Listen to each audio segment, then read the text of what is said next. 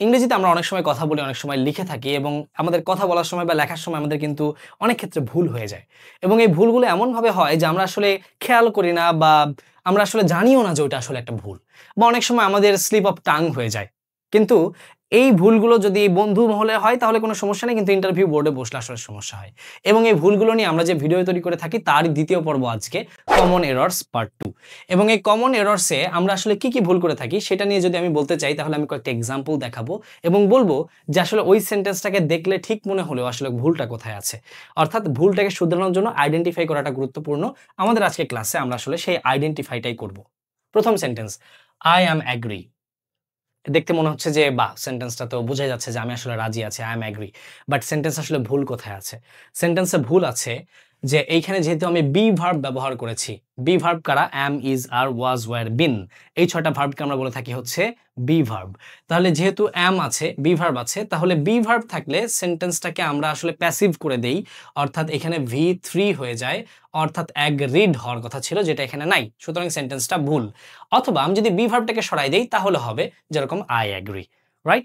আবার দেখেন দ্বিতীয় এক্সাম্পল, আই ডিডন্ট স হার।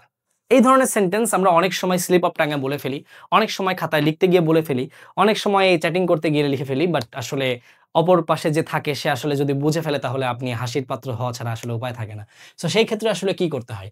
যেরকম এখানে যেহেতু আমি পাস্ট টেন্স একবার নিয়েই আসছি, অর্থাৎ আমার ডু যেহেতু আসলে ডিড হয়ে গেছে, ডু যেহেতু V1, আমার যেহেতু V2 এখানে হয়েই গেছে, সুতরাং আমি এখানে আর V2 আনবো না। অর্থাৎ মনে রাখতে হবে যে সেন্টেন্সে একই সাথে দুইবার পাস্ট টেন্স আসে না। পাস্ট টেন্স একবার আসে, আরেকবার থেকে প্রতিবারই প্রেজেন্ট টেন্স হয়ে যায়। সুতরাং কি হবে? আই ডিডন্ট যদি V2 বলে ফেলি তাহলে এখানে স না হয়ে সি হয়ে যাবে। অর্থাৎ V1 এ হয়ে যাবে।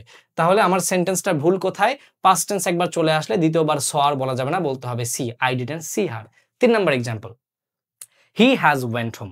বলেছিলাম যে আমি যদি প্রেজেন্ট পারফেক্ট টেন্স করি, যেরকম এখানে প্রেজেন্ট পারফেক্ট টেন্স আছে, তাহলে সাবজেক্টের সাবজেক্ট আকারে হি বসবে।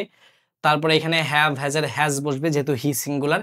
এরপরে আমার স্ট্রাকচার অনুযায়ী এখানে কিন্তু V3 হওয়ার কথা, কিন্তু আছে হচ্ছে V1 এবং সরি V1 না V2, গো না থেকে ওয়েন্ট থেকেছে। তাহলে আমার এখানে কি করতে হবে?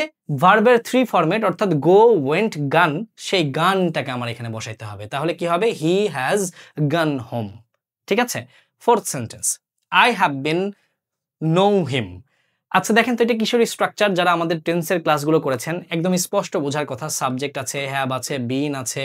তাহলে এখানে সাবজেক্ট প্লাস হ্যাভ অথবা হ্যাজ প্লাস বিন যদি চলে আসে তাহলে ওইটা প্রেজেন্ট পারফেক্ট কন্টিনিউয়াস টেন্স হয়। তাহলে প্রেজেন্ট পারফেক্ট কন্টিনিউয়াস টেন্স হইলে স্ট্রাকচার অনুযায়ী বিনের পরে তো ভার্বের সাথে আইএনজি হওয়ার কথা, কিন্তু সেইটা এখানে নাই। তাহলে আমার কমন এরর্স হয়ে গেছে। ভুলটা ঠিক করতে গেলে কি হবে? আই হ্যাভ বিন নোয়িং হিম হবে।